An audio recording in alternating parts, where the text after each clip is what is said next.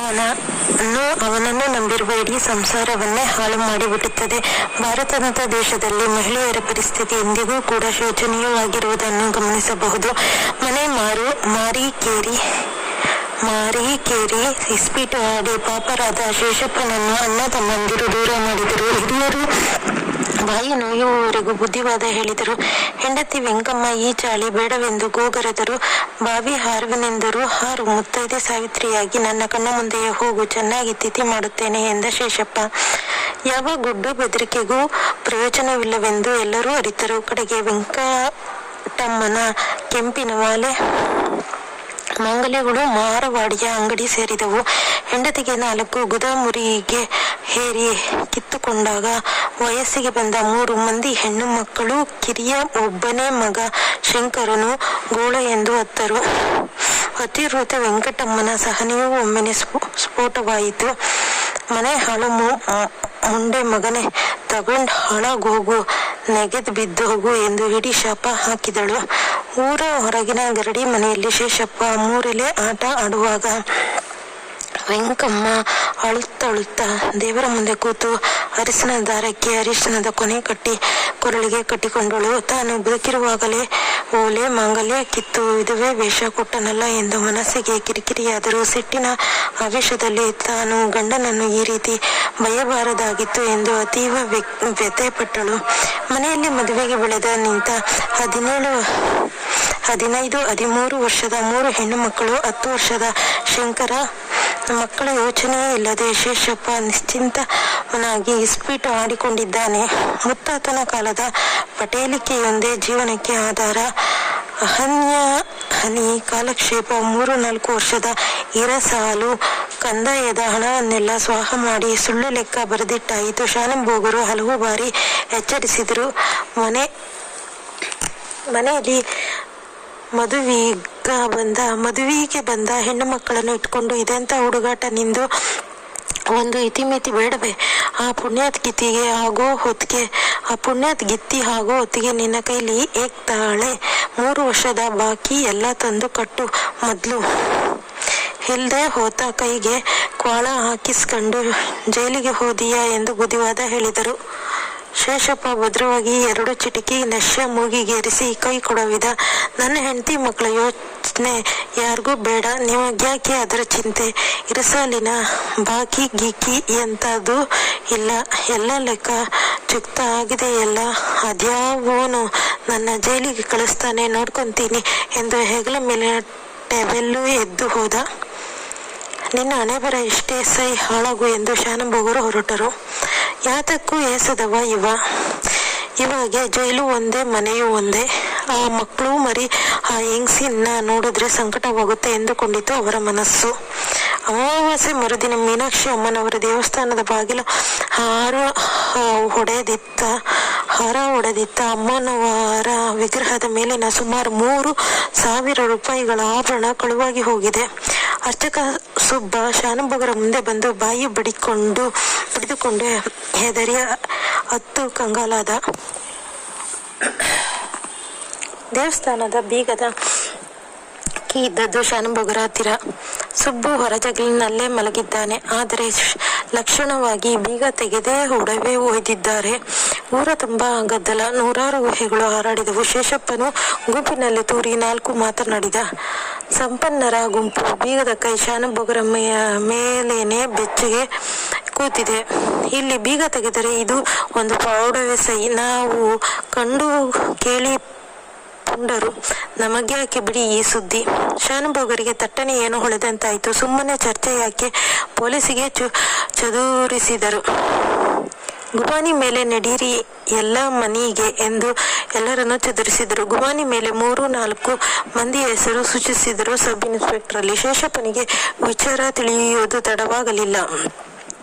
ಮರುದಿನ ಬೆಳಗಾಗುವುದರಲ್ಲಿ ಶೇಷಪ್ಪ ನಾಪತ್ತೆ. ಈಗ ಗುಮಾನಿ ಉಳಿಯಲಿಲ್ಲ. ಗರಡಿ ಮನೆಯವರನ್ನೆಲ್ಲ ಹಿಡಿದು ಜಾಲಾಡಿದರು. ಹಿಂದಿನ ದಿನ ಶೇಷಪ್ಪ ಇಸ್ಪೀಟು ಆಟದಲ್ಲಿ 300 ರೂಪಾಯಿಯಷ್ಟು ಸೋತು ಹಣ ತೆತ್ತದ್ದು ಮಾತ್ರ ತಿಳಿಯಿತು. ವಾರಗಟ್ಟಲೆ ಹುಡುಕಿದರೂ ಆತನ ಪತ್ತೆ ಇಲ್ಲ. ಅವನ ಸಂಸಾರಕ್ಕೆ ದೇವರೇ ಗತಿ. ಅವರ ಗೋಳು ನೋಡಲಾರದೆ ಶಾನುಭೋಗರೇ ಅಷ್ಟಿಷ್ಟು ತ್ಯಾಪೆ ತಿದ್ದಿದರು. ಅವನ ಮನೆಯ ಹಿತ್ತಾಳೆ ತಾಮ್ರದ ಪಾತ್ರೆಗಳನ್ನೆಲ್ಲ ಮಾರವಾಡಿ ಅಂಗಡಿ ಸೇರಿದವು. ಅಂತೂ ಮೀನಾಕ್ಷಿ ಅಮ್ಮನವರು ನಿರಾಭರಣ ಸುಂದರಿಯಾಗಿ ಉಳಿದರು. ವೆಂಕಟಮ್ಮ ಅಲಂಕಾರವೇ ಮೀನಾಕ್ಷಮ್ಮನವರಿಗೂ ಬಂದಿತ್ತು.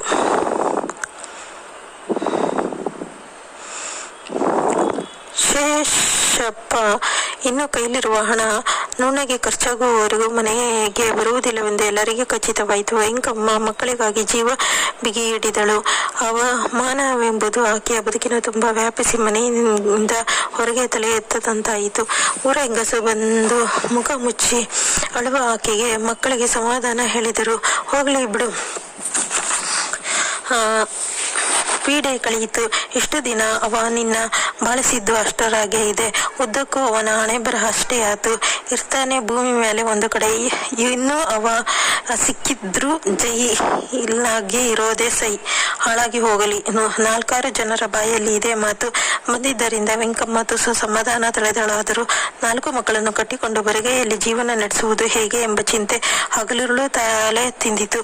ವೆಂಕಟಮ್ಮನ ಗ್ರಹಚಾರ ಪೂರ ಕೆಟ್ಟಿತು. ಊರಿನಿಂದ 10 ಮೈಲಿ ದೂರದ ವರದಾ ನದಿಯ ದಂಡೆ ಮೇಲೆ ಶೇಷಪ್ಪನ ಕೆಂಪಂಚಿನ ಪಂಚೆ ಮೆಟ್ಟು ನಶ್ಯದ ಡಬ್ಬಿ ಸಿಕ್ಕಿದಾಗ ಊರಲ್ಲಿ ಮತ್ತೊಂದು ಸುದ್ದಿ ಎದ್ದಿತು. ಶೇಷಪ್ಪ ಸಿಕ್ಕಲಿಲ್ಲ. ಅವನ ಅವಶೇಷಗಳು ಸಿಕ್ಕಿದವು. ಅವನ ಮನೆಯಲ್ಲಿ ಮತ್ತೊಂದು ಮಹಾರೋದನ ನಡೆಯಿತು.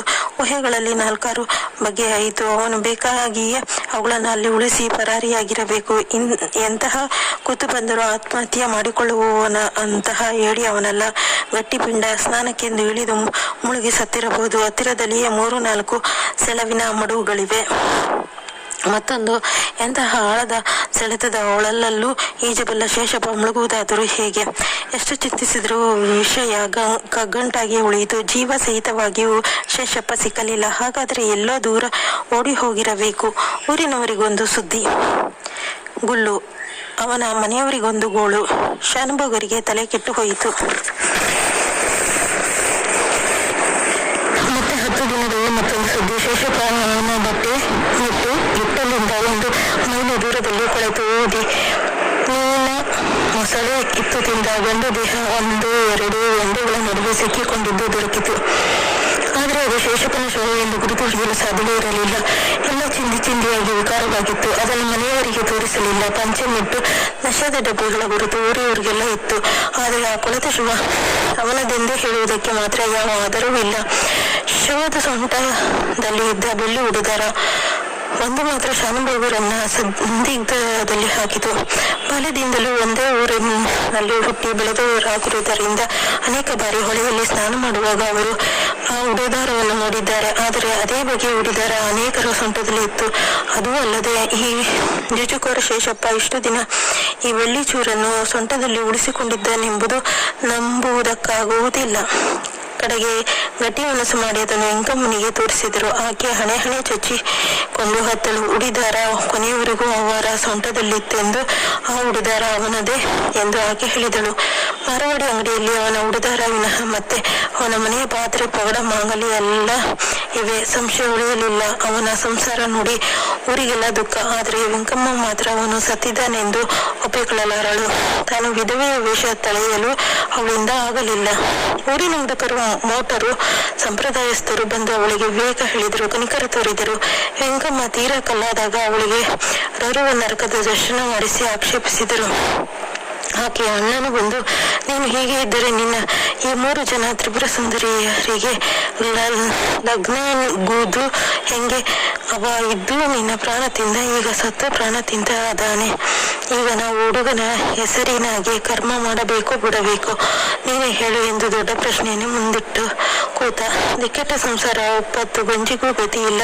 ಈಗ ಅಣ್ಣನ ಮಾತು ಕೇಳಿದರೆ ನಾಳೆ ಬೀದಿಗೆ ಗತಿ, ಕೇಳದಿದ್ದರೆ ನಾಳೆ ಬೀದಿಯ ಗತಿ. ಇಷ್ಟೆಲ್ಲ ಪಂಚಾಯಿತಿ ಆಗುವುದರಲ್ಲಿ ಶೇಷಪ್ಪನ ಪತಿಯಾಗಿ 1.5 ತಿಂಗಳು ಕಳೆದು ಹೋಯಿತು. ವಿಧಿಲ್ಲದ ವೆಂಕಮ್ಮ ಸಖೇಶಿಯಾದಳು. ಮಗ ಶಂಕರನ ಹೆಸರಿನಲ್ಲಿ ಕರ್ಮಾಂತರವನ್ನು ಮುಗಿಸಿದರು.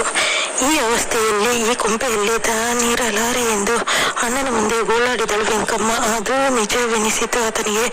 ಇವರ ಇಡೀ ಸಂಸಾರವನ್ನು ಕಟ್ಟಿಕೊಂಡು ನಿಭಾಯಿಸುವ ಶಕ್ತಿಯು ಆತನಿಗಿಲ್ಲ. ಅವನ ಸಂಸಾರವೇ ಆತನಿಗೆ ಹೊರೆಯ ಕಡೆಗೆ. ತಂಗಿಯ ಸಂಸಾರವನ್ನು ಶಿವಮೊಗ್ಗಕ್ಕೆ ತಂದು ಒಬ್ಬರು ಸಾಹುಕಾರರ ಮನೆ ಹಿಂಭಾಗದಲ್ಲಿ ಒಂದು ಕೋಣೆಯಲ್ಲಿ ಉಚಿತವಾಗಿ ಕೊಡಿಸಿ, ಇನ್ನು ನೀನುಂಟು, ನಿನ್ನ ಮಕ್ಕಳು ಉಂಟು, ಇದಕ್ಕಿಂತ ಹೆಚ್ಚು ನಾನೇನಂತದ್ದು ಮಾಡಲಾರೆ ಎಂದು ಹೇಳಿ ಊರಿಗೆ ನಡೆದ. ವೆಂಕಮ್ಮನಿಗೆ ಕಣ್ಣು ಕಟ್ಟಿ ಕಾಡಿಗೆ ಬಿಟ್ಟಂತಾಯಿತು. 2 ದಿನ ತುಳಲಾಡ ಹಠವಾಯಿತು. ನಂತರ ಮನಸ್ಸು ಗಟ್ಟಿ ಮಾಡಿದಳು. 4 ಶ್ರೀಮಂತರ ವಕೀಲರ ಮನೆಯ ಕೆಲಸ ಹಿಡಿದಳು. ಮಕ್ಕಳನ್ನು ಯೋಗ್ಯರ ಮನೆಗಳಲ್ಲಿ ಕೆಲಸ ಸೇರಿಸಿದಳು. 1 ವರ್ಷ ಎನ್ನುವುದರಲ್ಲಿ ಅವರ ಜೀವನ ಬಹಳ ಸುಧಾರಿಸಿತ್ತು. ಶಂಕರ ಸ್ಕೂಲಿಗೆ ಸೇರಿದ. ಹೊಟ್ಟೆ ತುಂಬ ಊಟ, ಮೈ ತುಂಬ ಬಟ್ಟೆ ದೊರೆಯಿತು. ತಂದೆ ಇದ್ದಕ್ಕಿಂತಲೂ ಈಗಲೇ ಸುಖವಾಗಿದ್ದೇವೆ ಎನಿಸಿತು ಮಕ್ಕಳಿಗೆ. ಆದರೆ ತಾಯಿಗೆ ಹಗಲೆಲ್ಲ ದುಡಿದು ರಾತ್ರಿ ಮಲಗಿದರೆ ಮದುವೆಗೆ ಬೆಳೆದು ನಿಂತ ಹೆಣ್ಣು ಮಕ್ಕಳ ಚಿಂತೆ. ದಿಕ್ಕು ದೆಸೆ ಇಲ್ಲದ ಈ ಕೂಲಿಯವಳ ಮಕ್ಕಳನ್ನು ಮದುವೆಯಾಗುವರಾದರೂ ಯಾರು? ಆದರೆ ವೆಂಕಮ್ಮ ನಡತೆ ಬಾಯಿ ಒಳ್ಳೆಯದು. ದಿನ ದಿನಕ್ಕೆ ಜೀವನ ಕುದುರಿತು. ಕರ್ಮನಿಷ್ಠ ವಕೀಲರೊಬ್ಬರ ಮನೆಯಲ್ಲಿ ಕಾಯಂ ಆಗಿ ಅಡಿಗೆ ಇಟ್ಟುಕೊಳ್ಳುವುದಾಗಿ ಒಪ್ಪಿದರು. ಆದರೆ ಅವರದು ಒಂದು ನಿಯಮ. ಅವರು ಸಂಪ್ರದಾಯಸ್ಥರು. ಹಬ್ಬ ಹರಿದಿನಗಳನ್ನೆಲ್ಲ ಸಂಗೋಪಾಸಾಂಗವಾಗಿ ನಡೆಸುವವರು. ವೆಂಕಟಮ್ಮ ಮುಡಿ ಹಿಡಿದರೆ ಮಾತ್ರ ಸಾಧ್ಯವೆಂದರು. ಅದಕ್ಕಾಗಿ 3 ದಿನ ನಿದ್ದೆಗೆಟ್ಟು ಅಂದು ಚಿಂತಿಸಿ ನಿರ್ಧಾರಕ್ಕೆ ಬಂದರು. ವಕೀಲ ದಂಪತಿಗಳು ತುಂಬ ಹುಮ್ಮಸ್ಸಿನವರು. ಅವರನ್ನೇ ನಂಬಿದ್ದರೆ ಹುಡುಗನಿಗೆ ಒಬ್ಬ ನಯನ ಮಾಡಿಸಬಹುದು, ಹೆಣ್ಣು ಮಕ್ಕಳಿಗೆ ಹೇಗಾದ್ರೂ ಮದುವೆ ಮಾಡಿಸಬಹುದು. ಗಂಡನೇ ಹೋದ ಮೇಲೆ ಇನ್ನು ಈ ಕೂದಲಿನಿಂದ ಆಗುವುದಾದರೂ ಏನು? ತುಂಬಾ ದುಃಖವಾಯಿತು ನಿಜ. ಆದರೆ ವೆಂಕಮ್ಮ ಮುಡಿಯಾದಳು. ವಕೀಲರ ಮನೆಯಲ್ಲಿ ಕಾಯಮಾಗಿ ನಿಂತಳು. ಮತ್ತೆ 4 ವರ್ಷವೆನ್ನುವುದರಲ್ಲಿ ವೆಂಕಮ್ಮ ಜೀವಕ್ಕೆ ಎಷ್ಟೋ ನೆಮ್ಮದಿ ಸಿಕ್ಕಿತ್ತು. ವಕೀಲ ದಂಪತಿಗಳ ಶ್ರದ್ಧೆ ಪ್ರಯತ್ನಗಳಿಂದಾಗಿ 3 ಹೆಣ್ಣು ಮಕ್ಕಳೀಗ ಮದುವೆಯಾಗಿ ಶಂಕರನಿಗೆ ಕೊನೆಯವಾಗಿ ವೆಂಕಮ್ಮನ ಬದುಕು ಒಂದು ನಿಲುಗಡೆ ಬಂದಿತ್ತು. ಶಂಕರ ತಂದೆಯಂತಲ್ಲ, ತಂದೆಯ ಯಾವ ದುಶ್ಚಟಗಳು ಬರಲಿಲ್ಲ. ಅವನಿಗೆ ತಿಳುವಳಿಕೆ ಬಂದ ಪ್ರಾರಂಭದಲ್ಲಿಯೇ ನಡೆದ ಪ್ರತಿಯೊಂದು ಘಟನೆಗಳು ಅವನ ನೆನಪಿನಲ್ಲಿದೆ. ಅಲ್ಲಿಂದ ಇಲ್ಲಿವರೆಗೆ ತನ್ನ ತಾಯಿ ತನ್ನಗಾಗಿ ಅದೆಷ್ಟು ಕಷ್ಟಪಟ್ಟಳೆಂಬ ಅರಿವಿದೆ. ಹುಡುಗ ಯಾವ ಕ್ಲಾಸಿನಲ್ಲೂ ಹಿಂದುಳಿಯದೆ ವಿದ್ಯೆ ಕಲಿತ. ಪುರುಸೊತ್ತಿನ ವೇಳೆಯಲ್ಲಿ ವಕೀಲ ಗುಮಾಸ್ತೆಯಲ್ಲಿಯೂ ಕೆಲಸ ಮಾಡಿ ಅವರ ಮೆಚ್ಚುಗೆಯನ್ನು ಗಳಿಸಿದ.